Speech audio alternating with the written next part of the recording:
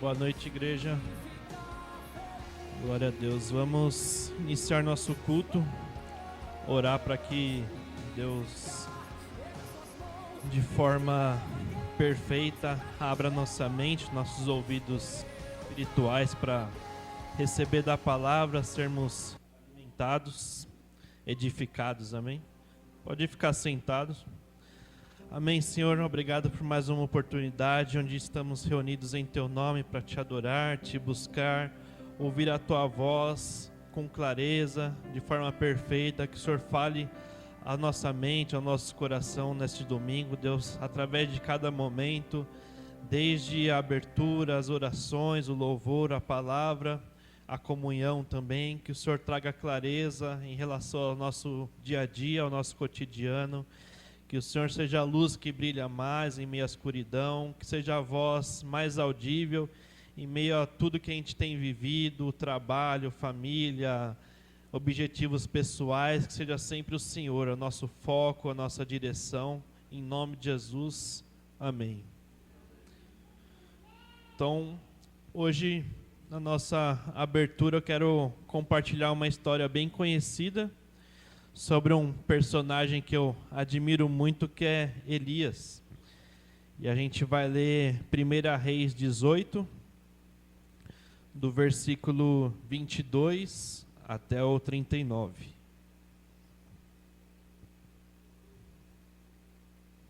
Primeira Reis 18, do 22 até o 39.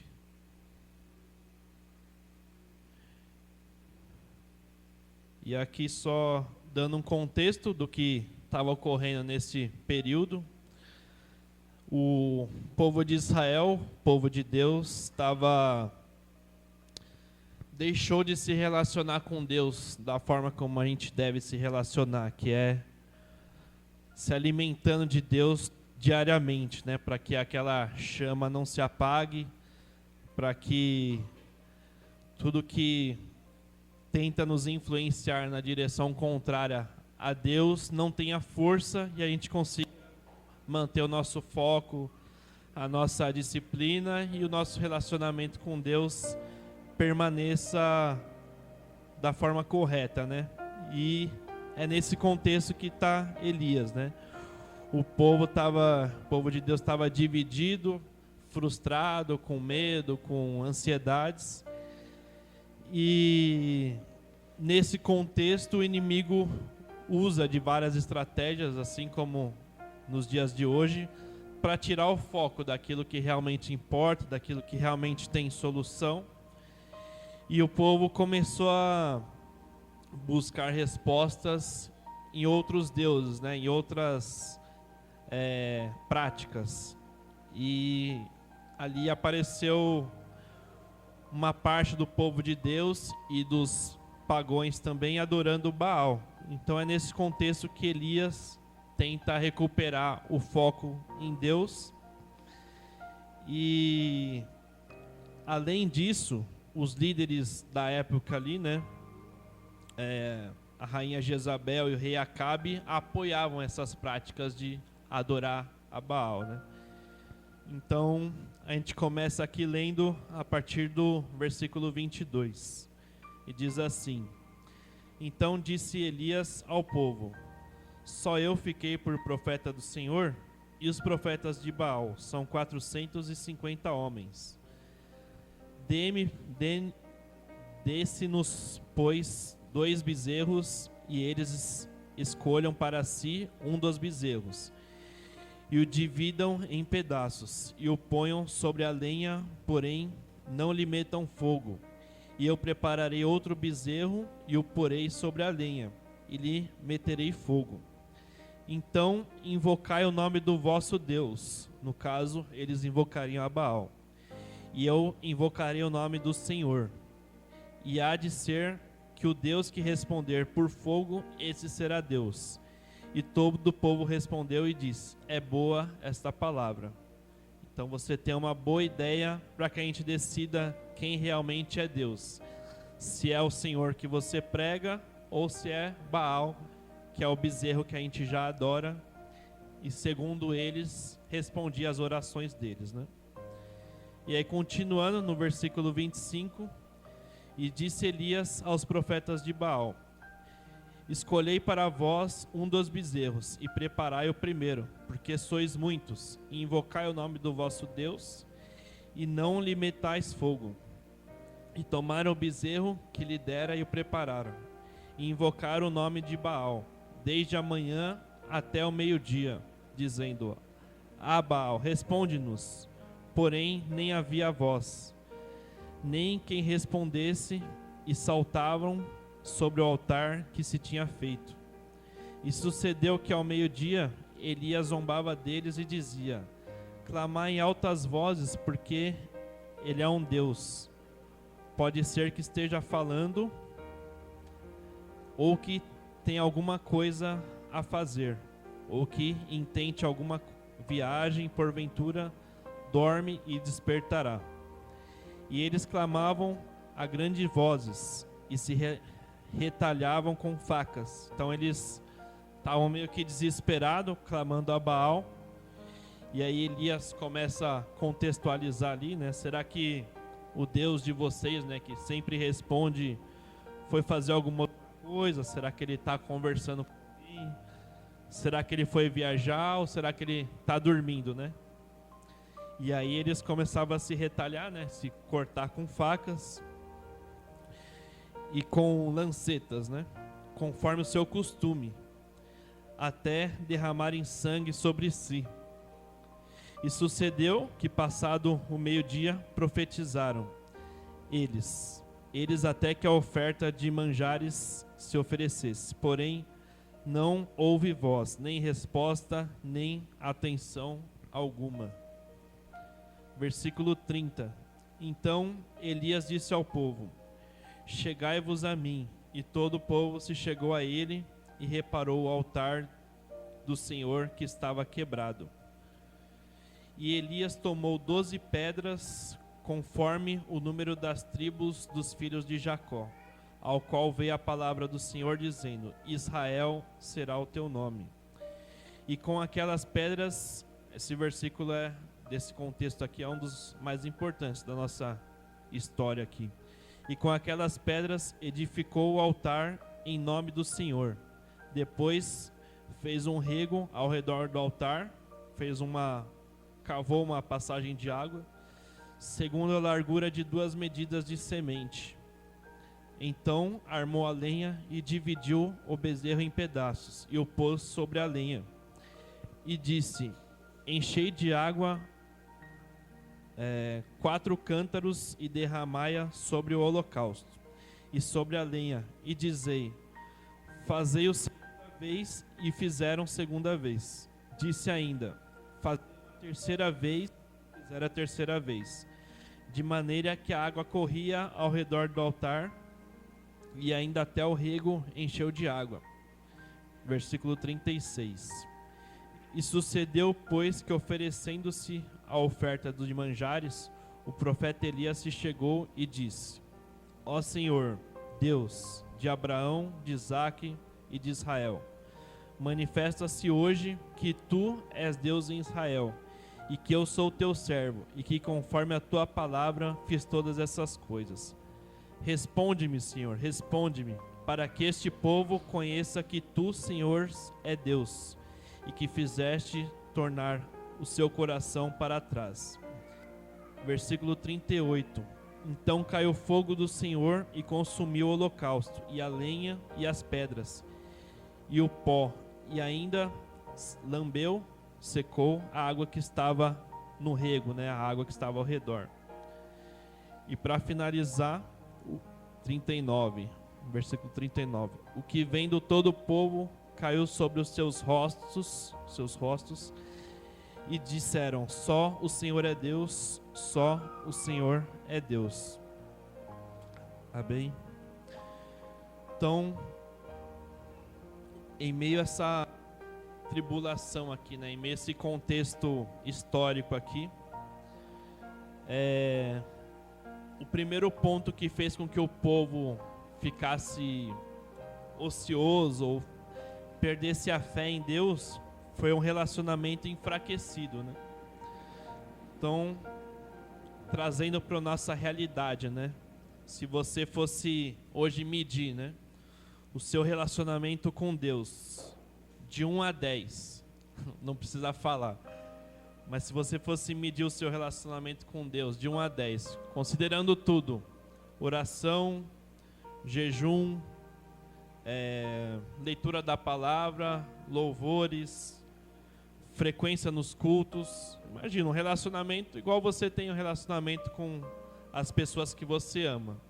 Você mede esse relacionamento com o tempo que você passa com essas pessoas, aniversários que você vai dessa pessoa, presentes que você dá para essa pessoa.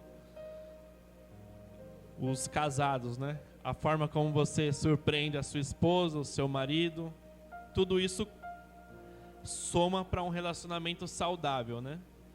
E aí, o seu relacionamento com Deus, como você avalia ele hoje, né? De 1 a 10. Ele está mais perto do 10, mais perto do 0, está na metade. Isso é o que vai influenciar ou vai enfraquecer o seu relacionamento com Deus. É isso que aconteceu com o povo de Deus aqui, né? Eles pararam de se relacionar com Deus e começaram a dar ouvidos a outras coisas, né? E foi nesse contexto que Elias aparece.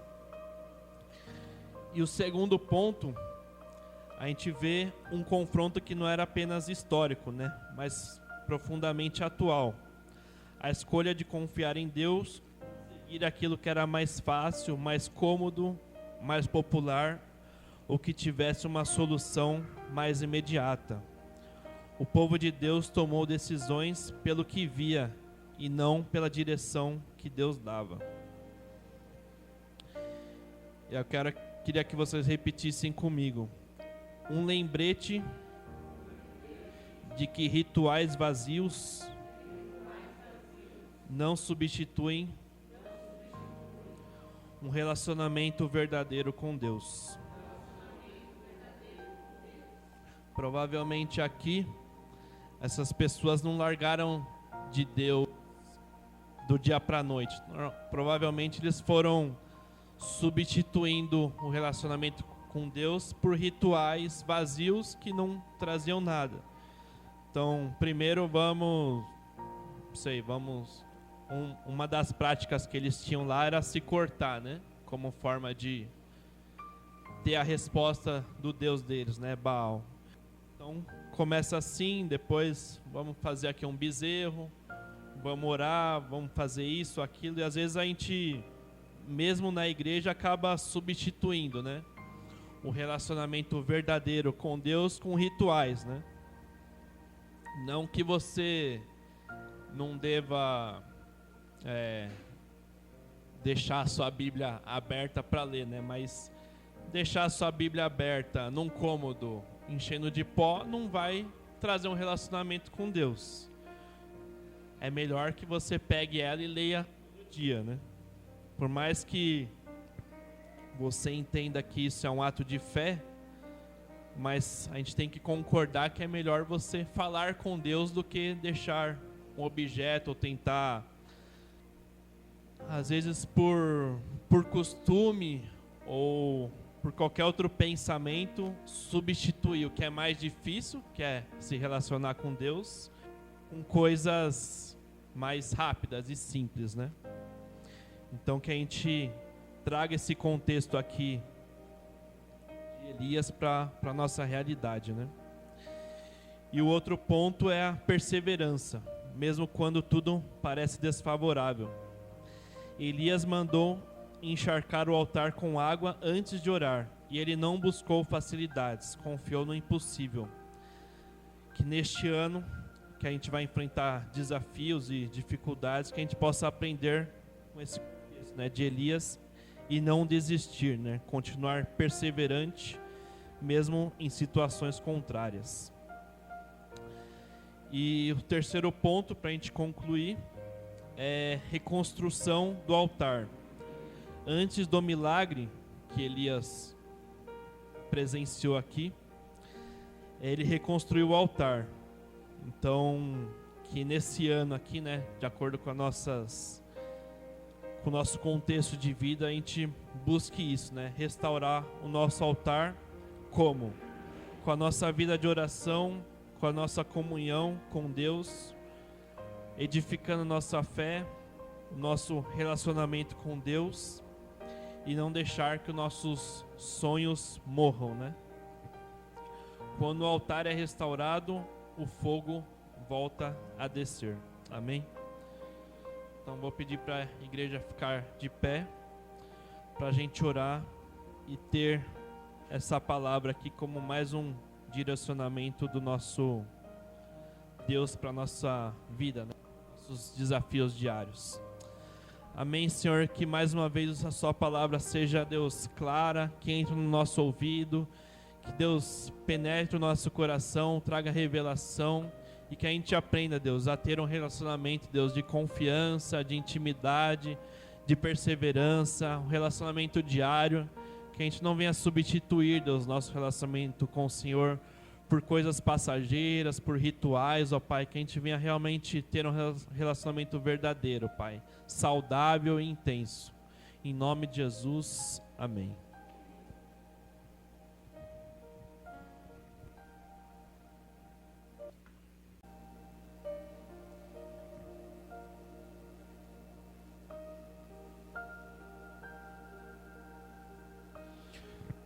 Igreja, todos bem? Chegou o momento dos dízimos, das ofertas, mas antes, seja bem-vindo, Salma. Qual é o nome da irmã? Ruth. Qual é o nome da irmã? Sol. Sejam muito bem-vindas, viu? Que Deus possa falar com vocês hoje, em nome de Jesus, amém? Vamos falar hoje, agora, né? Momento da oferta. E é um texto que sempre quando eu leio esse texto, me representa a questão da oferta em si, que é Mateus 6, 21. Mateus 6, 21.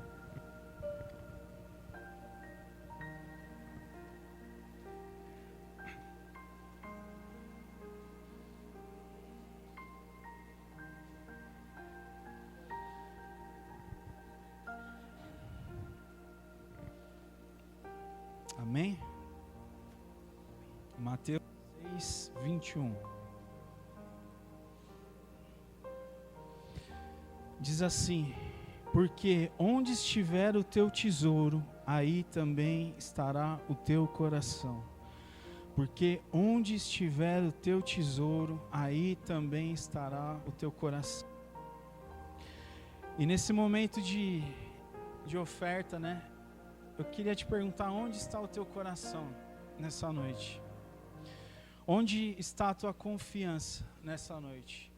É na sua habilidade? É no seu trabalho? É nas coisas que você pode conquistar por esforço humano? Ou é no Senhor? A questão da oferta e dos dízimos é algo muito claro na Bíblia. E a questão principalmente de dízimos é antes da lei. Desde Melquisedeque, nós temos a questão dos dízimos, que ele dizimou. E sempre quando nós falamos de dinheiro, sempre a grande maioria das pessoas, ainda mais quem não é cristão, bem dos cristãos, sempre fala, lá vai começar a falar de dinheiro, lá vai querer pegar meu dinheirinho tão suado, já vai querer roubar.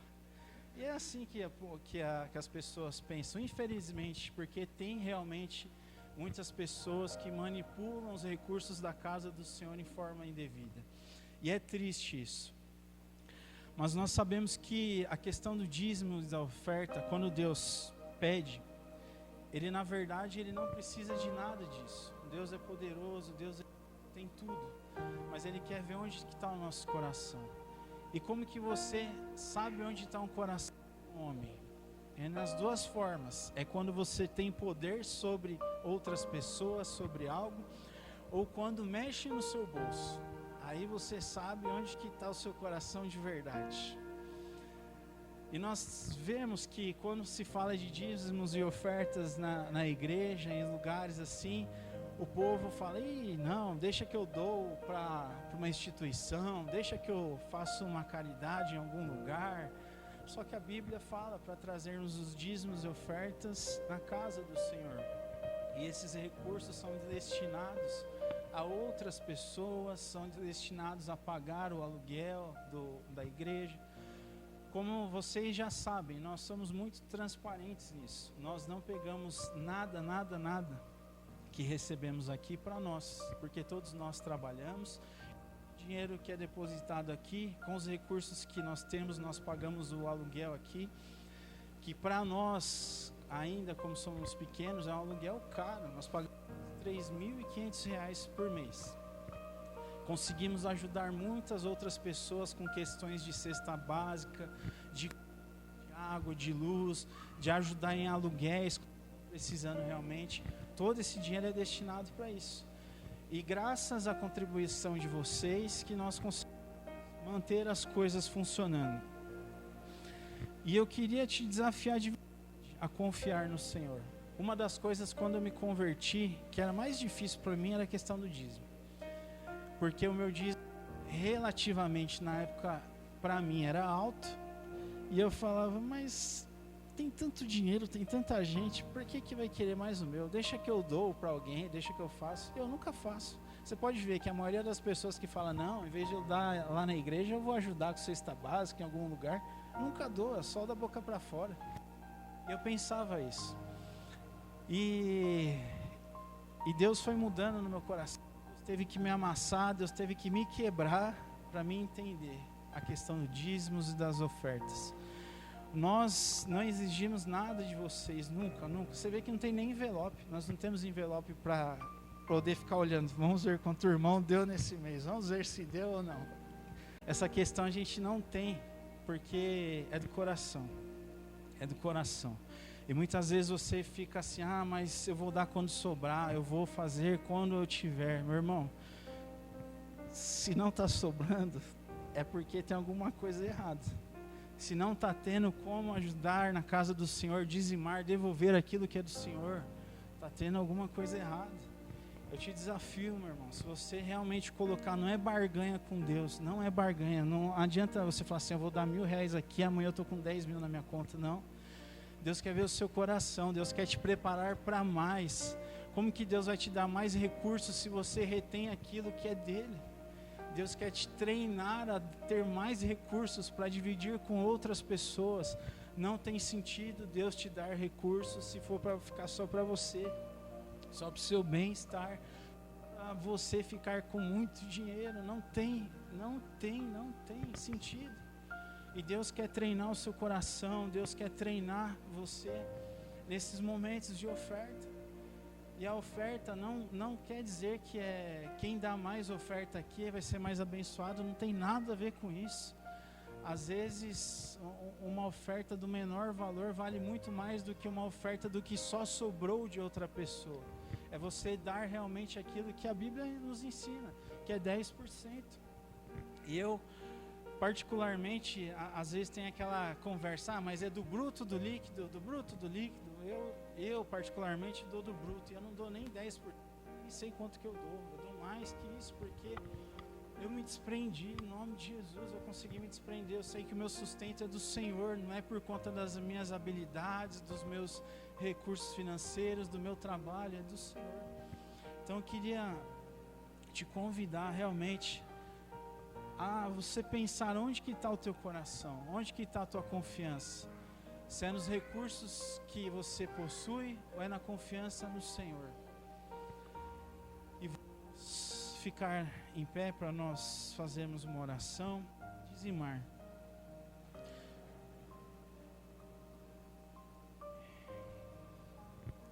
E tenha um coração abençoador, meu irmão. Tenha um coração abençoador. Nós sempre falamos aqui no final do culto que quem estiver precisando de alguma ajuda, alguma cesta básica, algum recurso de contas que está para cortar, que são necessidades básicas, procure nós. E nós conseguimos fazer isso com os recursos que vocês nos ajudam. Tenha um coração abençoador, meu irmão. No nome de Jesus. Senhor Jesus, nós queremos orar por esse momento de dízimos e ofertas, Deus. Que o Senhor torne o nosso coração dependente do Senhor em todas as áreas, Deus. Que o Senhor nos leve a um nível mais alto de confiança em Ti, e que todos os recursos que o Senhor derramar sobre nós, que nós venhamos partilhar sempre com outras pessoas que estão necessitadas na Tua casa, em ajudar o próximo, porque esse é o real sentido da prosperidade que o Senhor derrama em nós. Não somente para nós termos dinheiro para fazer as nossas vontades, os nossos gostos e acabou. É realmente para ter recursos para conseguir ajudar as outras pessoas que estão necessitando. No nome de Jesus, eu quero também profetizar, Pai, aqui sobre cada um que tem um coração desprendido, que está buscando talvez um emprego, que o Senhor possa abrir as janelas dos céus, Deus. Aquele que está precisando de um emprego, que está numa situação desesperadora, que o Senhor possa fazer um milagre, Deus. Aquele que já te serve, tem um emprego, que o Senhor consiga promoções, que o Senhor consiga que eles ganhem mais, e que eles, cada vez que ganharem mais, eles venham contribuir mais com as pessoas, com a Tua obra, Deus. No nome de Jesus, Deus, desprende o nosso coração de dinheiro, desprende o nosso coração de querer somente coisas para nós, Deus. Que nós venhamos ter um coração que investe no Teu reino, com recursos, com tempo, com amor. No nome de Jesus, Pai. Amém? Então nós temos o nosso Pix, que vai aparecer aqui. Quem quiser depositar no gasofilaço, está à vontade. E meu irmão, se hoje você não tem algum recurso, não fique triste, não se sinta menos por isso, porque Deus conhece o teu coração. E no nome de Jesus, essa provisão vai chegar, que você tanto precisa, que você tanto tem buscado. No nome de Jesus. Amém? Pode, claro, ofertar.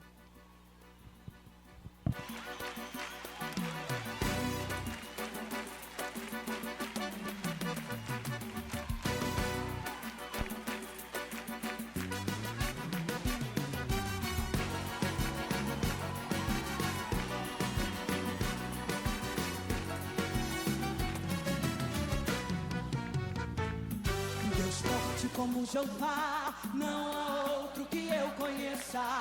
Deus forte como Jeová, não há outro que eu conheça. Deus de vitória, varão de guerra, Deus poderoso é o Senhor. Deus de vitória, varão de guerra, Deus poderoso é o Senhor. Onde está o seu Deus? Onde Ele está? Onde está seu Deus?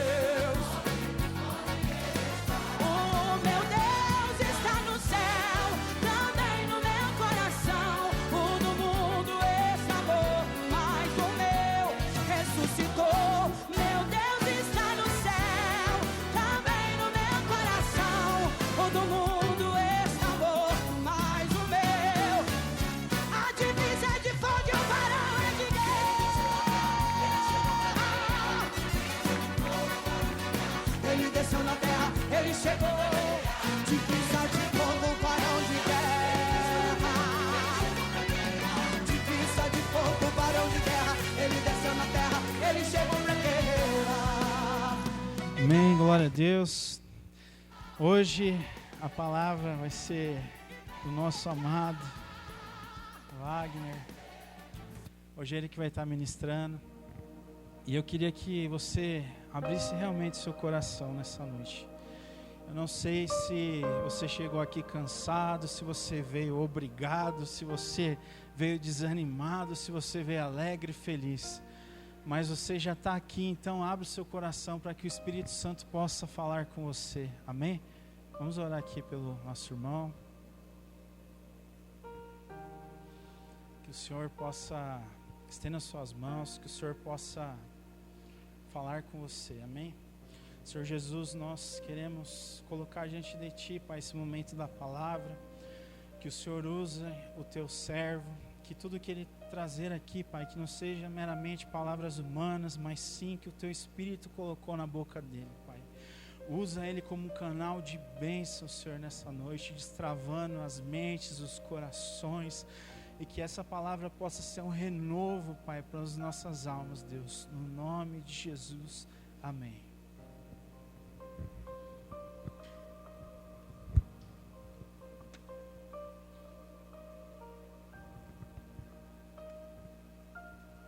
A paz do Senhor Jesus a todos, amém? Glória a Deus. Todos bem, gente? Peraí, deixa eu me organizar aqui, peraí.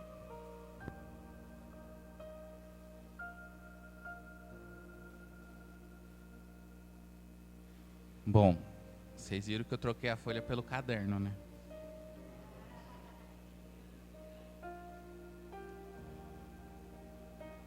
Amém.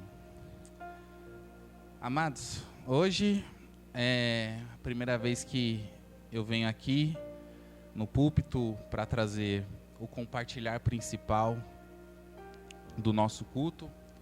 Apesar de já compartilhar aqui com vocês abertura, ofertas e na célula, confesso que é diferente.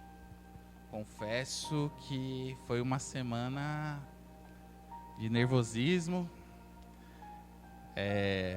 Eu sempre converso muito durante a semana com a Cleia, com o Luiz, pelas redes sociais.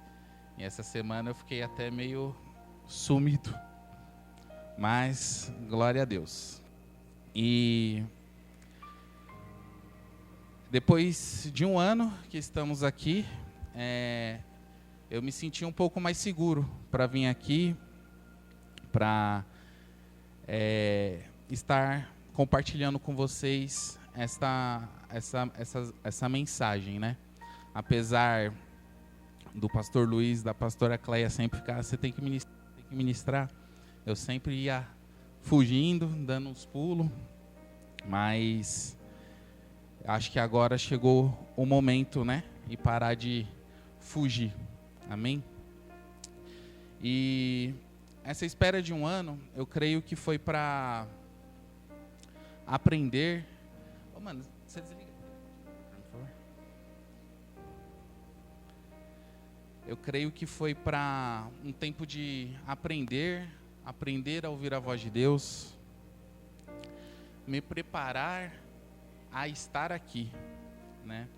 Foi um tempo de temer, foi um tempo de renúncias e um tempo de correção da parte de Deus comigo. Porque subir aqui sem temor, sem nervosismo e sem frio na barriga é perigoso. É perigoso para mim, é perigoso para vocês, é perigoso para todos que estão ao nosso redor. E é exatamente sobre isso que eu gostaria de compartilhar com vocês. Foi o que Deus colocou no meu coração. Temor. Temor ao Senhor. E falar... Vivemos tempos em que queremos bênçãos, mas sem obediência. Queremos conhecimento, mas sem compromisso. Queremos intimidade, sem o temor. Mas a palavra de Deus nos ensina, no reino de Deus não existe atalho, é tudo um processo. E eu gostaria que você abrisse comigo sua Bíblia em Provérbios, capítulo 9, o versículo 10.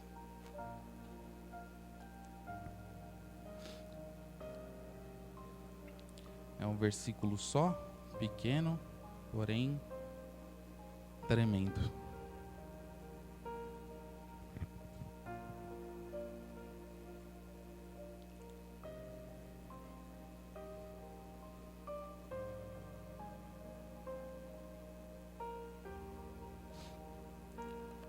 Provérbios 9, capítulo 10.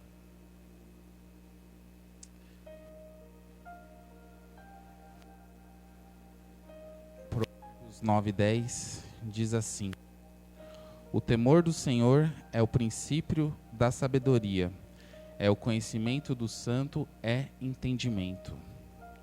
O temor do Senhor é o princípio da sabedoria, e o conhecimento do santo é entendimento.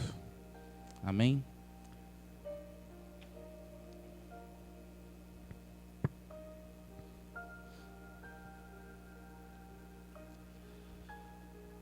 Amados, princípio é a base, é o começo. Se o princípio estiver errado, todo o resto desmorona, como se fosse uma construção. Se o alicerce for errado, for medido errado, for feito com o material errado, vai desmoronar. E nesse versículo de Provérbios, nos ensina que a verdadeira sabedoria, ela começa com reverência, com respeito. Não por medo, e sim por obediência e amor. Conhecer a Deus traz discernimento para o nosso dia a dia. É o conhecimento que nos conduz a cada passo que damos. E temos que buscar essa sabedoria, esse conhecimento todos os dias. E é aqui na palavra. Amém?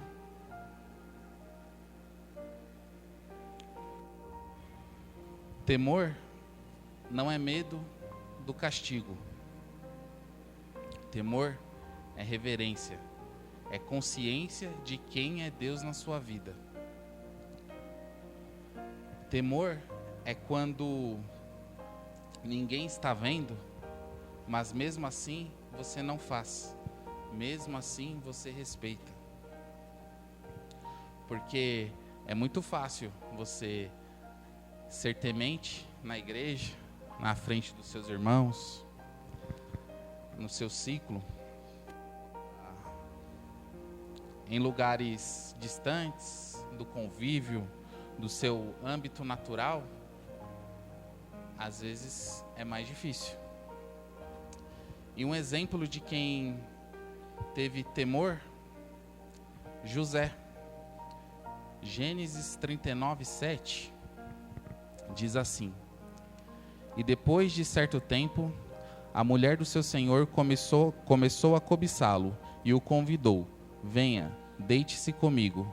Mas ele se recusou e lhe disse: meu senhor não se preocupa com coisa alguma de sua casa, e tudo o que tem deixou aos meus cuidados. Ninguém desta casa está acima de mim. Ele nada me negou, a não ser a senhora, porque é mulher dele. Como poderia eu cometer algo tão perverso e pecar contra Deus? Aqui o contexto diz que José era servo, porém, vamos dizer que ele era o líder dos servos, ninguém estava acima dele. E a mulher de Potifar, que era o senhor dele, começou a cobiçá-lo, né? E fez a proposta para ele. E ele se negou, se manteve no caminhar, se manteve na direção, né? Não negociou o seu valor, podemos assim dizer. Naquele momento, José estava sozinho, estava em uma terra distante, longe da família, né? Sem igreja, sem pastor, digamos, sem fiscalização. Mas José tinha temor. E quem teme a Deus não negocia os seus valores. Agora vamos para um exemplo de quem não teve temor. Sansão. Está lá em Juízes 16, 20. Depois você lê em casa completo, porque fica meio picado, vai isso entender. Mas Sansão pecou a revelar o seu voto, né? Ele revelou a uma mulher, pecou. E então Sansão perdeu os cabelos, perdeu a sua visão e o principal, perdeu a presença de Deus. Sansão tinha força, tinha unção, mas perdeu o temor, perdeu a presença de Deus. Sansão perdeu a presença de Deus antes mesmo de perder as suas forças. E quem tem temor tem obediência. O temor, ele gera a obediência. Quem teme, obedece. Um exemplo de obediência na Bíblia, Abraão, Gênesis 22:2. Então disse Deus: tome seu filho, seu único filho, sacrifique-o ali como holocausto, no monte que eu lhe indicarei. Aqui a gente pensa no contexto. O filho, que era um filho da promessa, Abraão com seus 100 anos e tralalá, um filho prometido, e Deus pede esse filho para ele. Abraão não discutiu, não perguntou, ele apenas confiou e obedeceu. A obediência, ela tem que ser na hora. Quem obedece tarde, já desobedeceu mais cedo. Para quem ainda não leu Gênesis 22, Deus proveu o holocausto na hora. E Abraão não precisou sacrificar Isaac. Depois você lê com calma em casa todo o texto. Deus pediu algo que, se pensarmos como homens, como seres humanos, algo absurdo, né? Mas Abraão não questionou, não discutiu. Eu imagino, eu não tenho filhos, vocês todos, menos o Luiz e a Thaís ainda não tem também. Mas eu imagino o que Abraão sentiu naquele momento. Ele ter que conduzir o filho dele para ele mesmo tirar a vida, né? E depois ele voltar e falar para a esposa dele, Sara, que sacrificou. Eu não sei o que Sara ia fazer. Não sei, não tenho ideia. Mas glória a Deus que Deus proveu o holocausto, né? E não precisou. Mas o contexto aqui diz que, mesmo sem entender, Abraão obedeceu. Mesmo sem entender, Abraão não questionou. Mesmo sem entender, Abraão não fez perguntas. Ele apenas obedeceu. Ele confiou em Deus. Agora, um exemplo de desobediência. Rei Saul, 1 Samuel 15:22. Diz assim: Samuel, porém, responde: acaso tem o Senhor tanto prazer em holocausto e em sacrifícios, quanto em que se obedeça a sua palavra? A obediência é melhor do que o sacrifício, e a submissão é melhor do que a gordura de carneiro. Pois a rebeldia é como o pecado de feitiçaria, e a arrogância como o mal da idolatria. Assim como você rejeitou a palavra do Senhor, ele o rejeitou como rei. Aqui, para contextualizar, Deus tinha dado um direcionamento para Saul. Deus tinha dado uma missão para Saul, que era para ele ir à guerra contra um povo, contra o povo amalequita. E deu uma ordem, uma direção: não pegue despojos de guerra, não traga nada sobre si e não traga criações, nada que seja desse povo. E Saul, no final, ele foi à guerra, venceu os amalequitas e trouxe espojos de guerra, trouxe ouro, trouxe prata e trouxe as criações, carneiros, ovelhas, gados. E nesse momento chega o profeta Samuel e questiona ele, né? Porque Deus já tinha falado com o Samuel sobre isso. Por isso Samuel repreende ele. Saul fez metade do que Deus mandou. Ele foi à guerra, lutou e venceu.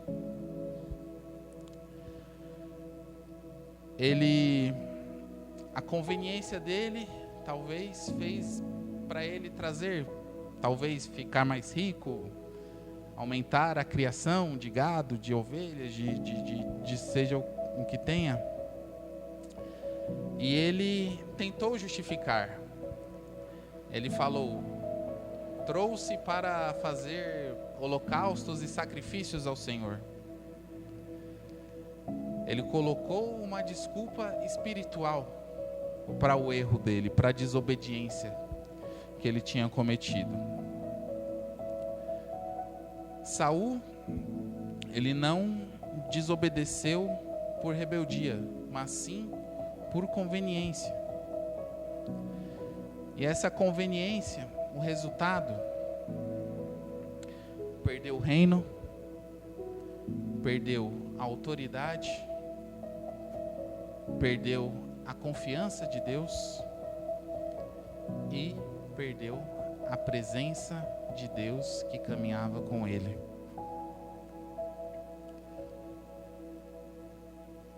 O temor gera obediência. Agora, uma pergunta para vocês: o que gera o temor?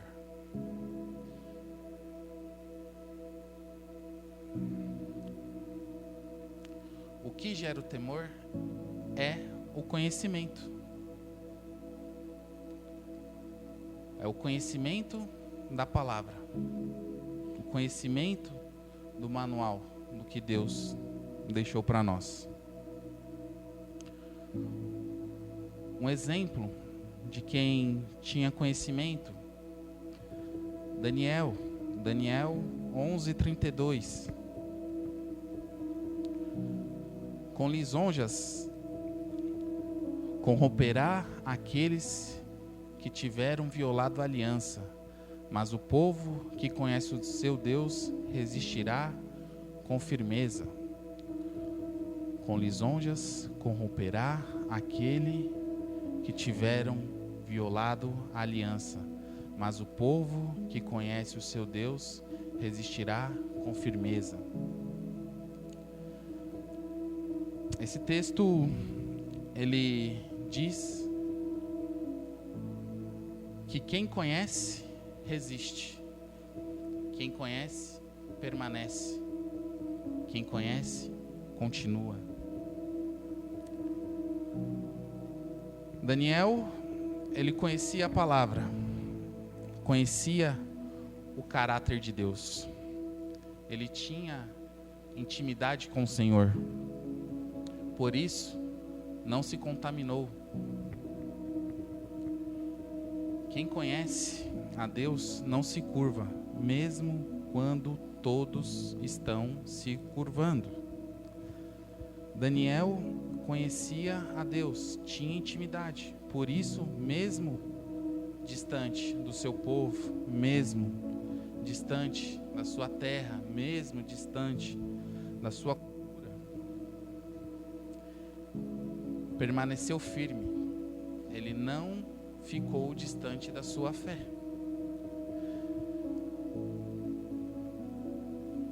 Porque tinha o conhecimento, tinha a intimidade, ele tinha o temor do Senhor com ele. Amém? Agora, um exemplo de falta de conhecimento. O próprio povo de Israel. Oséias 4:6 diz assim: meu povo foi destruído por falta de conhecimento. Uma vez que vocês rejeitaram o conhecimento, eu também os rejeito como sacerdotes. Uma vez que vocês ignoraram a lei do seu Deus, eu também ignorarei seus filhos. Aqui em Oséias, Deus está dizendo que o povo não perece por falta de culto, nem por falta de sacrifício, nem por falta de oferta, nem por falta de religião. O povo perece porque não conhecem a Deus. O conhecimento que lemos, que é o nosso texto base, ele se refere a conhecer a Deus. O conhecimento não está se referindo à informação, não está se referindo ao que você sabe. Ele está se referindo a conhecer a Deus.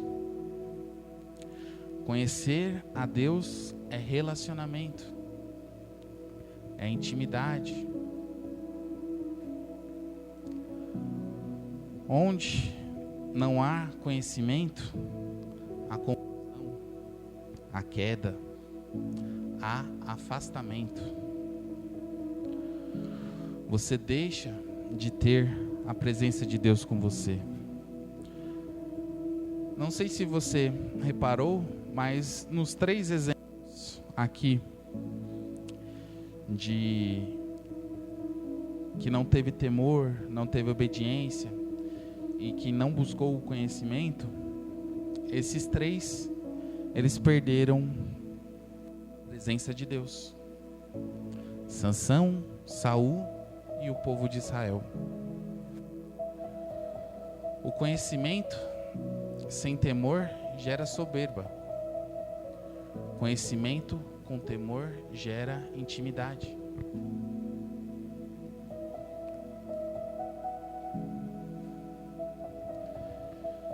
Então, amados, recapitulando. José teve temor, foi preservado. Sansão perdeu o temor, perdeu a presença.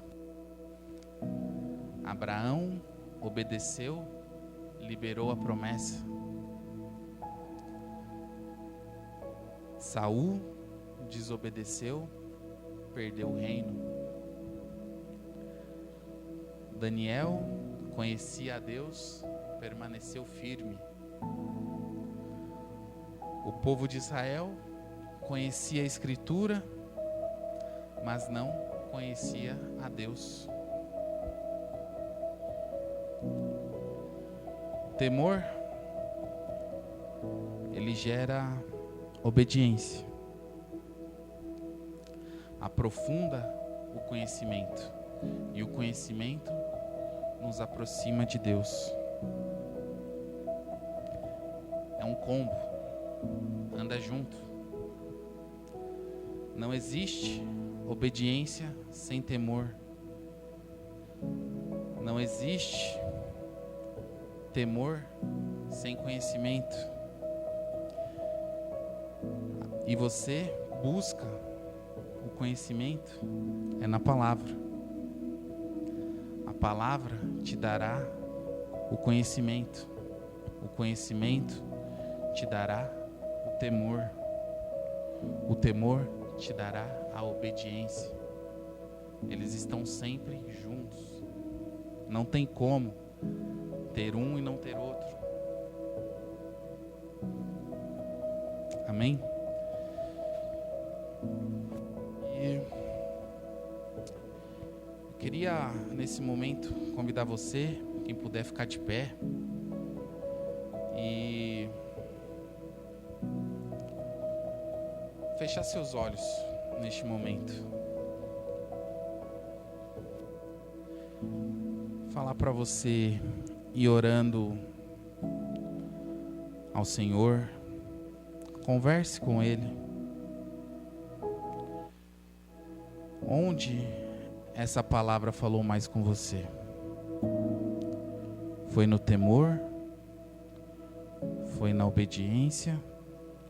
Ou foi no conhecimento? Esse momento, Deus não está te julgando, está te condenando, muito menos repreendendo. Nesse momento, Deus te chama para perto dele. Fale com Ele. Deus te chama para um conhecimento face a face. Ore ao Senhor. Diga ao Senhor: Senhor, restaura o que foi perdido.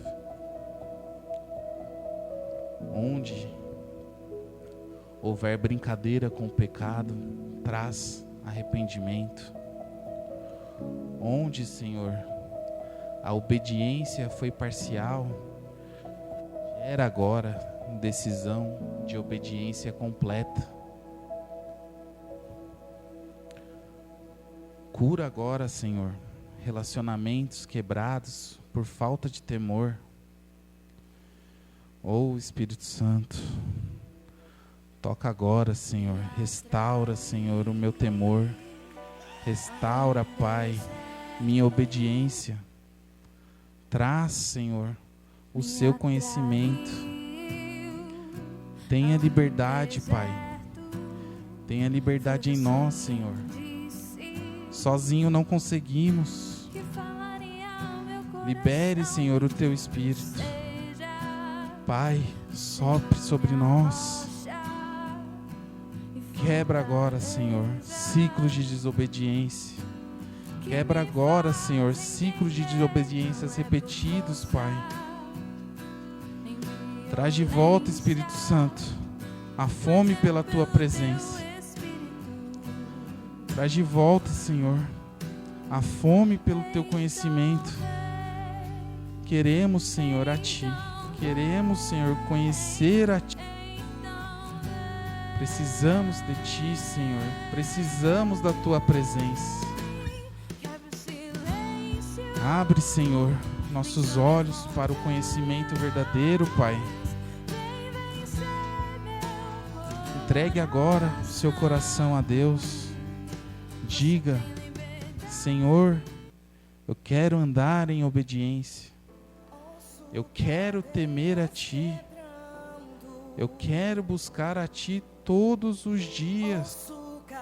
Quero o seu conhecimento, Senhor, em nome de Jesus. Em nome de Jesus. Pai, recebe, Senhor, agora, Senhor, cada oração feita aqui, Senhor. Nada aqui é superficial, Senhor. Tudo aqui do coração, Pai. Tudo aqui é verdade, Senhor. Entregamos a Ti, Senhor, aqui, Senhor, o nosso temor, Pai. Em nome de Jesus, Senhor. Em nome de Jesus, Pai. Que o Senhor fale aos nossos corações, Senhor. Que o Senhor tenha liberdade, Pai. Em nome de Jesus. Em nome de Jesus. Em nome de Jesus. Glória a Deus. Amados, essa é o que eu queria compartilhar com vocês. Eu Espero de verdade que Deus tenha falado a cada coração. E queria deixar para vocês, que vocês se lembrem sempre. O temor, ele não é para nos afastar de Deus. O temor é os que nos mantém perto o suficiente para sermos transformados dia após dia. Amém? Glória a Deus, amados.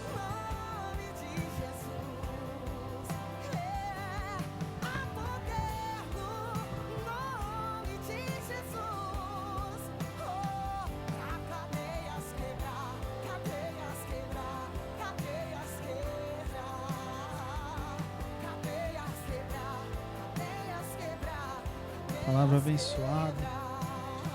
É o tempo de nos santificarmos mais ao Senhor, renunciar nossos pecados. Tempo de voltar para a presença sem fingimento, sem as máscaras, sem aquela máscara de santidade que é só para os outros verem. Tempo de voltar a caminhar, né? Tempo de voltar à santidade do Senhor.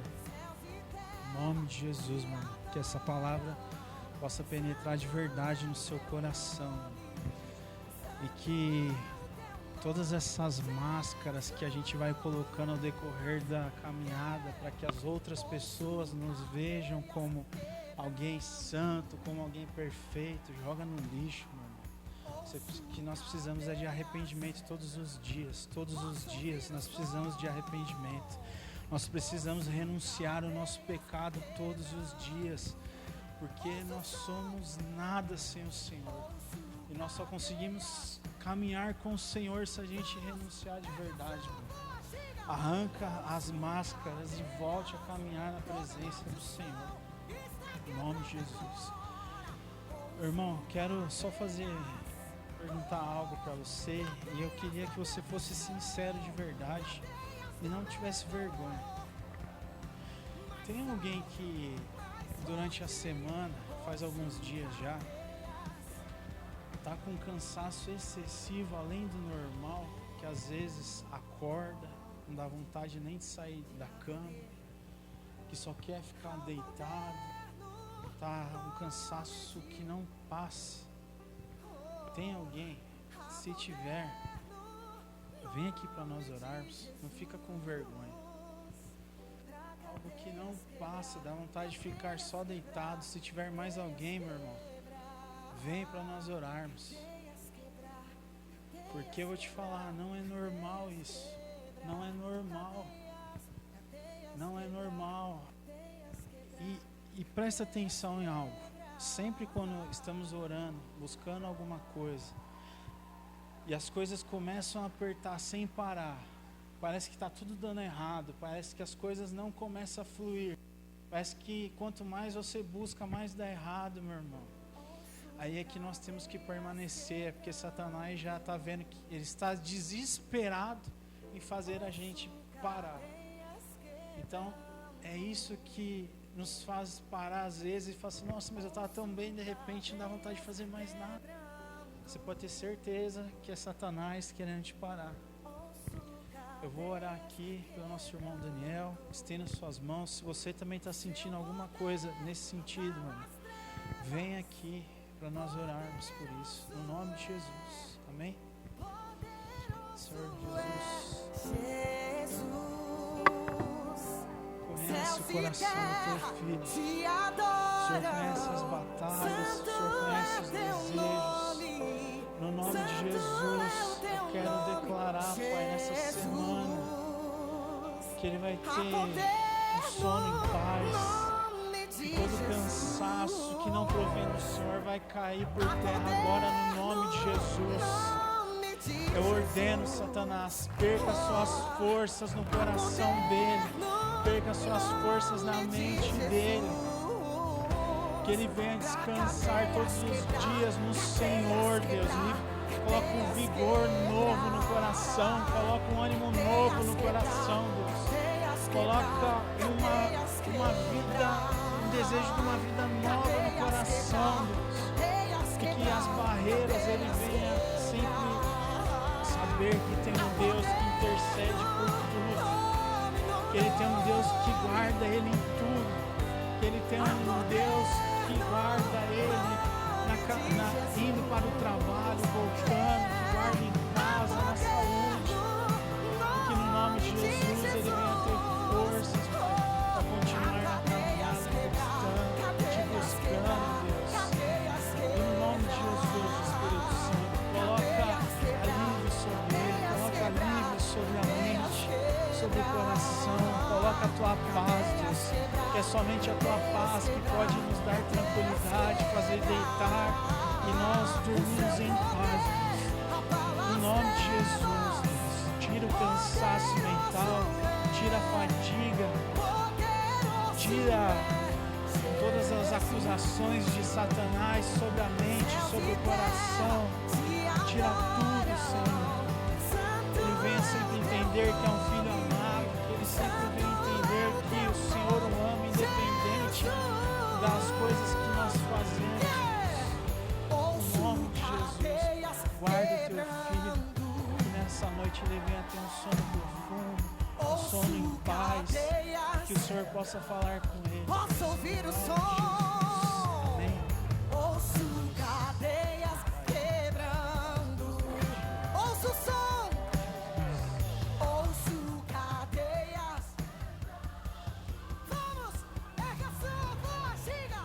Ouço cadeias. Romanos 8, portanto estou seguro que nem a morte, nem a vida, nem os anjos, nem demônios, nem o presente, nem o futuro, nem quaisquer poderes, nem a altura, nem a profundidade, nem qualquer outra criatura poderá nos afastar do amor de Deus que está em Cristo e nosso Senhor.